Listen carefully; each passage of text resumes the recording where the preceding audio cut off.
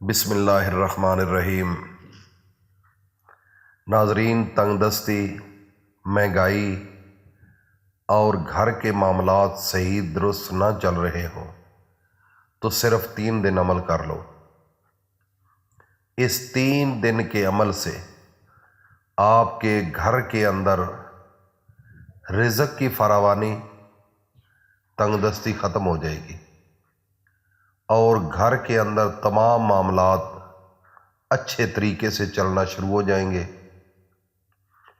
جو پریشانی اور ذہنی ڈپریشن ہے پیسے کی وجہ سے کہ میں نے بچے کا فلاں کام کرنا ہے، بیٹی کا رشتہ کرنا ہے، میرے گھر کے معاملات چل نہیں رہے، میں نے گھر بنانا ہے، میرا گھر نہیں، ان تمام مشکلات سے نکلنے کے لیے آج اس وظیفے کو غور سے سن لو۔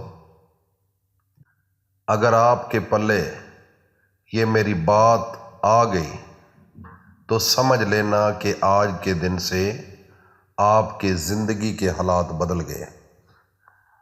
طریقہ کار سمجھ لیں، بڑا مختصر سا ہے اور بڑا آسان ہے۔ 3 دن آپ نے نوافل ادا کرنے ہیں، 2 رکعت نماز نفل۔ آپ یہ نوافل جو ہے کوشش کریں کہ صبح فجر کی نماز سے پہلے، اذان سے پہلے، مثلاً تہجد کے وقت ادا کر لیں۔ اگر اس وقت کسی مجبوری کی وجہ سے آپ نہیں اٹھ سکتے یا آپ کو سہولت اویل نہیں ہے، کوئی مسئلہ ہے، تو پھر سیکنڈ آپشن نماز مغرب کے بعد 2 ٹائم آپ نے ذہن میں رکھ لینے ہیں۔ اب پڑھنے کا طریقہ جو ہے نا وہ غور سے سننا ہے۔ عمل صرف 3 دن کا ہے۔ جس طرح عام نوافل آپ ادا کرتے ہیں نا، اسی طریقے سے کرنے، لیکن جب آپ سجدے میں جائیں گے ان نوافلوں میں اور اس نوافل میں فرق ہوگا۔ جب آپ سجدے میں جائیں گے اس وقت جب پڑھتے ہیں سبحان ربی الاعلی، آپ نے اس کو 5 دفعہ پڑھنا ہے، 3 دفعہ نہیں، 5 دفعہ، اور اس کے بعد 40 مرتبہ آپ نے قرآن مجید کے اندر ایک چھوٹی سی آیت ہے، لا الہ الا انت سبحانک انی کنت من الظالمین، اس کو دعائی یونس کہا جاتا ہے۔ یہ جب سبحان ربی الاعلی پڑھ لیں گے 5 دفعہ، اس کے بعد 40 مرتبہ اس کو پڑھنا ہے،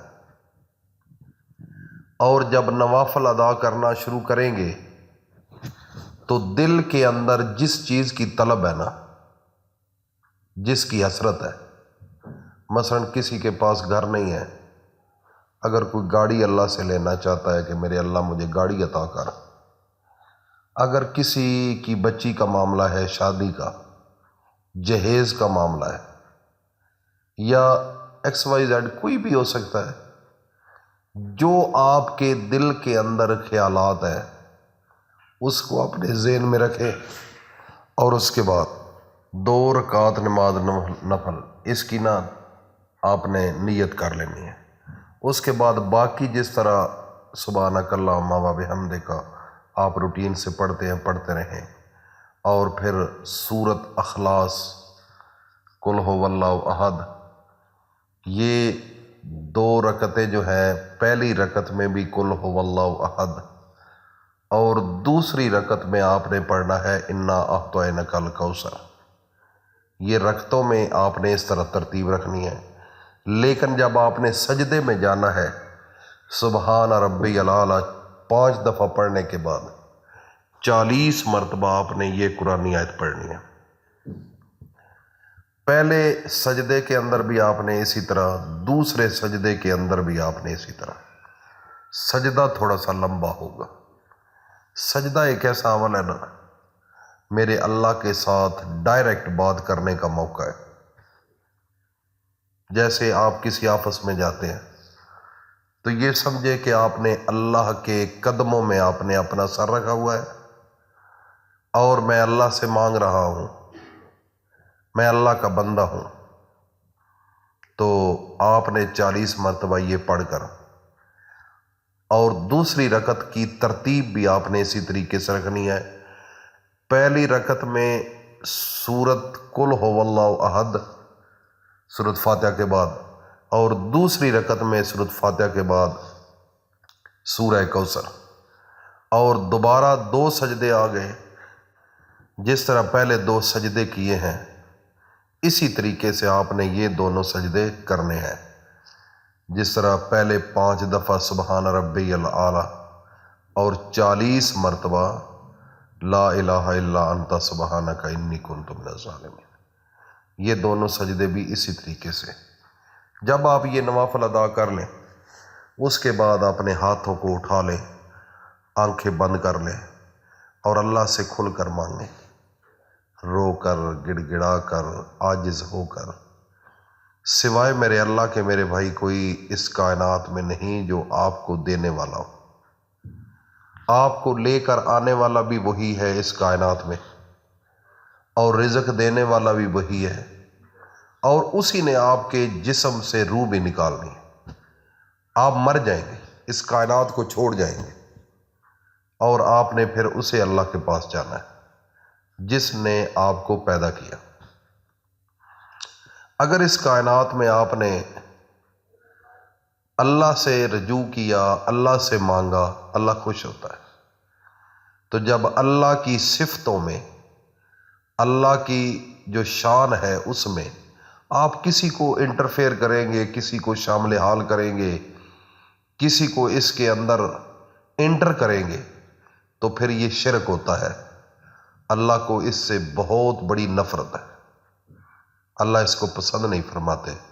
قرآن کے اندر فرمایا کہ شرک سب سے بڑا ظلم عظیم ہے، ان الشرک لظلم عظیم۔ تو اس لیے جب بھی مانگو اپنے رب سے مانگو، جب بھی دعا کرو اپنے اللہ کے سامنے کرو، جب بھی رونا ہے تو اللہ کے سامنے رو پڑو، جب بھی معافی مانگنی ہے تو اللہ سے مانگ لو، جب بھی مشکل آئے تو اللہ سے مشکل کشائی مانگو، جب بھی کوئی حاجت ہو تو اللہ سے حاجت روائی مانگو۔ یہ ہے اچھے اور پکے سچے مسلمان کی نشانی۔ لیکن طریقہ وہ ہونا چاہیے جو میرے نبی کا ہے، اور جو صحابہ اکرام کا ہے، اور جو اللہ کے ولیوں کا ہے۔ سب سے بنیادی چیز، جب بھی مانگو اللہ سے مانگو، طریقہ محمدی ہونا چاہیے۔ بس جو ولی نبی کے طریقے کے مطابق نہیں چلتا وہ ولی نہیں ہے، یہ بھی ذہن میں رکھ لیں۔ کچھ ایسے لوگ ہیں جو میرے نبی کے طریقے کو چھوڑ کر اپنے طریقے استعمال کر رہے ہیں، ان کو اگنور کرو، ان کو اپنے راستے سے ہٹا دو۔ انشاءاللہ اللہ پاک آپ کی غیب سے مدد کرے گا۔ اللہ پاک ہم سب کا حامی و ناصر۔